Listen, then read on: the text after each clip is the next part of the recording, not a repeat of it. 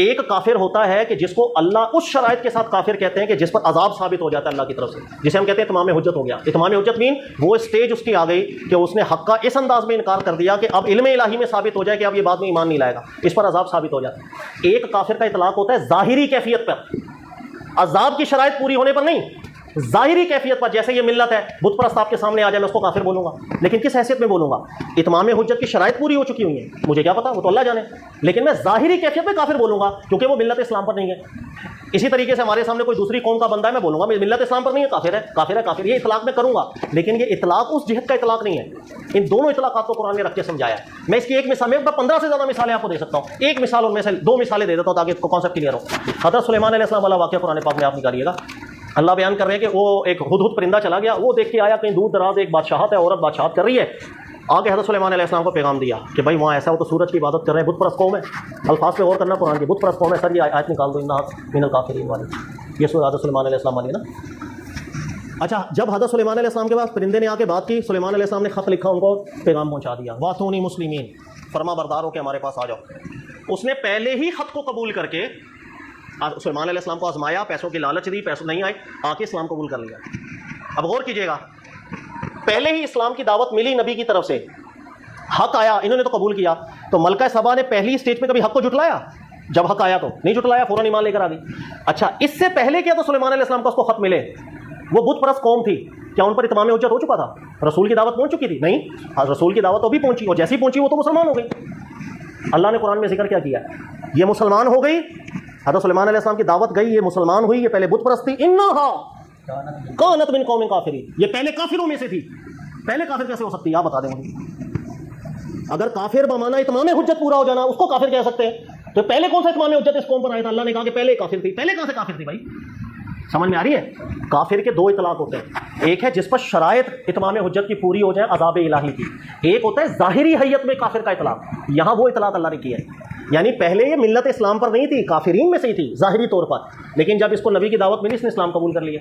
سلامتی ہے ان آنکھوں پہ جو ہدایت پہ نظریں جمائے بیٹھی ہیں، ان کانوں پہ جو ذکر خیر کے منتظر رہتے ہیں، اور ان قدموں پہ جو ہدایت کی راہ پہ گامزن ہیں۔ السلام علیکم سر۔ وعلیکم السلام۔ سر میرا سوال یہ ہے کہ کچھ علماء یہ کہتے ہیں کہ کافر 2 قسم کے ہوتے ہیں، ایک وہ جس پر اتمام حجت ہو جائے نبی کی موجودگی میں اور وہ انکار کر دے، اور دوسرا وہ جو ظاہری لحاظ سے کافر ہو۔ اتمام حجت والی جہت کا اطلاق تو نبی کے بعد اب قیامت تک کے لیے بند ہو گیا ہے، لیکن دوسرا دروازہ ہمیشہ کے لیے کھلا ہے، اور اس کے لیے وہ قرآن مجید سے یہ دلیل دیتے ہیں کہ سیدنا سلیمان علیہ السلام کی دعوت جیسے ہی ملکہ سبا کے پاس پہنچی تو اس نے فوراً اسلام قبول کر لیا، لیکن قرآن نے اس پر تبصرہ یہ کیا کہ انہا کانت من قوم کافرین، یہ تو پہلے کافروں میں سے تھی، تو جب اتمام حجت ہوا ہی نہیں اور ان کے پاس دعوت پہنچی ہی نہیں تو وہ پہلے کافروں میں سے کیسے ہو گئیں؟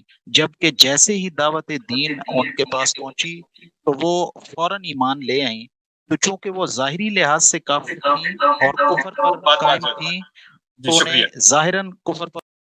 یہ اتمام حجت کے بعد اللہ تعالیٰ کے ہاں صلاح کا فیصلہ ہو جاتا ہے۔ کفر کا کسی نے اقرار کیا ہے تو 2 صورتیں ہوں گی، یا وہ اپنے کفر کا مقر ہے، یعنی وہ یہ کہتا ہے کہ میں فلاں بات کو نہیں مانتا، جیسے کہ اس وقت دنیا میں بہت سی قومیں ہیں جو یہ کہتی ہیں کہ فلاں فلاں عقیدے کو، فلاں فلاں بات کو ہم نہیں مانتے، ظاہر ہے کہ وہ اس کے منکر ہیں اور اس معنی میں وہ کافر ہیں، اس میں کوئی شبہ ہی نہیں ہے۔ یہ تو لفظ کا لغوی اطلاق ہے۔ میں اگر مثال کے طور پر الہاد کو نہیں مانتا تو میں منکر الہاد ہوں، اسی کو عربی زبان میں کفر سے تعبیر کر دیں گے۔ تو یہ کفر جو بیان کیا جاتا ہے یہ لغوی کفر ہے، اس کے لحاظ سے آپ کسی بھی انکار پر لفظ کا اطلاق کر سکتے ہیں، لیکن جب کسی کو کافر قرار دیا جائے گا اور وہ یہ کہہ رہا ہوگا کہ میں مسلمان ہوں، تو یہ حق آپ کو کیسے حاصل ہو گیا؟ یعنی میں کہتا ہوں کہ میں فلاں بات کو مانتا ہوں، میں تو اس کا مقر ہوں، میں نے کبھی اس کا انکار نہیں کیا، آپ کہتے ہیں تم کافر ہو۔ یہاں بحث اس میں ہوتی ہے، جو لوگ اپنے کفر کا خود اقرار کر رہے ہوتے ہیں ان کے بارے میں کوئی بحث نہیں ہوتی، وہ تو طے ہے بھائی، فلاں لوگ یہ بات مانتے ہیں، فلاں لوگ نہیں مانتے. تو ہم جو بات سمجھانے کی کوشش کر رہے ہیں وہ یہ ہے کہ لوگوں کے کفر و اسلام کا تعلق ان کے اقرار و انکار سے ہے.